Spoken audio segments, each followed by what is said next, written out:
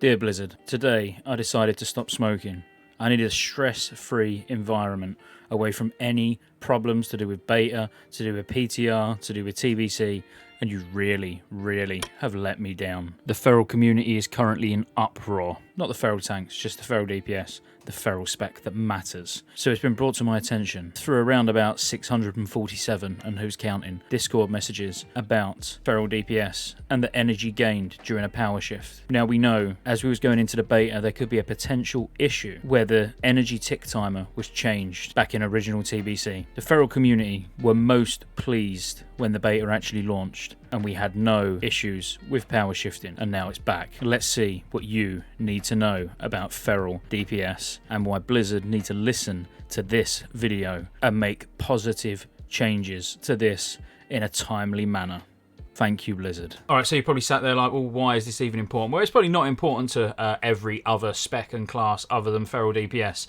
It affects a few other things like, well, Innovate, Evocate and all of that, but the change was meant to be obviously for the best, as in to actually be a positive change for everyone. It's only really feral DPS that sort of got a little bit screwed along the way, because I'm going to show you in-game how it's working at the moment on the beta. But basically, with power shifting, if you don't play a feral druid, or you do play a feral druid but you don't power shift because maybe you tank, is you use Wolf's Head Helm and you obviously talent 5 points into Furor. So if I just show you what both of those are. Okay, so now we're in game. If I just show you the talent first. So in Restoration, you put 5 points in Furor.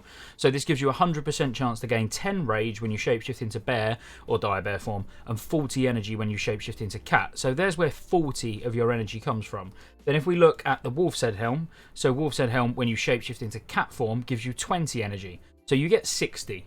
Whenever you power shift just from the head and the talent, you get 60 energy. But what you're meant to do to try and get, well, not try and get, you should always successfully get 80 energy in a short space of time. So basically, you know, your energy ticks like every 2 seconds. Then you power shift before the next energy tick, preferably just before the next energy tick. So as soon as you more or less get into cat form, you've got your 60 from your talents and your head, and then you get your natural 20 energy tick. So you end up ultimately with 80 energy. Okay, so I'm going to keep pausing this. Now let me show you where it's not an issue all the time. Like, I'm not going to lie, as in there's some circumstances where the extra energy that you didn't get wouldn't have made a difference to that particular cycle.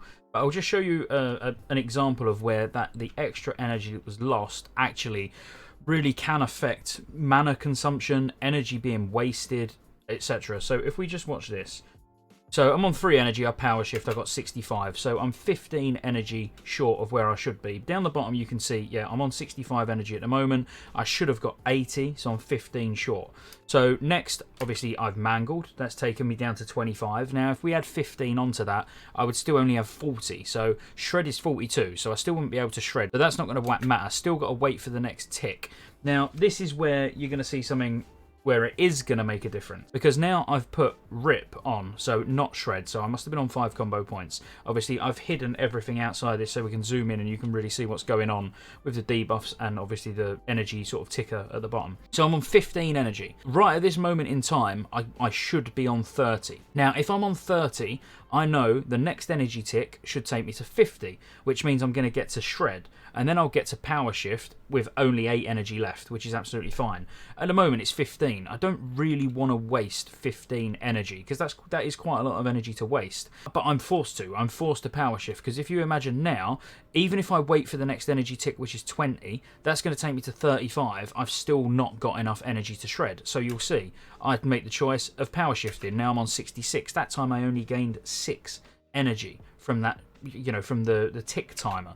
So, you know, the rotation continues, but it really is just that section where it's a really good example of where you get into a position where if you had that extra energy, so if I had that extra 15 energy now and I was on 30, I know the next tick I can get to shred, but I can't do that without that extra energy from what I lost from the original power shift.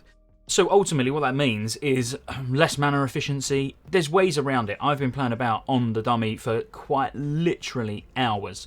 And there's lots of circumstances, and I'm doing it without Omen of Clarity because I don't want to bring RNG into, you know, into the cycles or into the rotation or whatever you want to call it, the priority system, which will make more sense to the feral players who know what I mean by sort of the rip cycle, for example. So in that in that power shifting window where you put in rip up, where it only costs 30 energy, there's a lot of times, and I say a lot of times because it's not every time, because it's so unpredictable, the exact amount of energy that you're going to gain, excuse me, from the power shift. But if you're on 15 energy, which seems to happen to me a lot, where you've got that choice between power shifting, or, you know, and wasting 15 energy and putting your mana under even more stress because you're having to power shift earlier than you would have had to if you had the extra 15 from the power shift to begin with, you can wait one tick and rake. And that I know rake, like damage per energy wise, and you know you're only meant to use it on high armor targets, but actually I can see raking and ending up with quite literally 0 energy and then power shifting. It seems to be yielding pretty good results for me. Don't get me wrong, I still want to do tons more testing on it, but actually just standing there, single target on the dummy, raking versus waiting for 2 energy ticks before you can shred and then power shift, so you're left with, I think it would work out about 8 energy, something like that. I was getting better results, but as I say, I want to do more testing.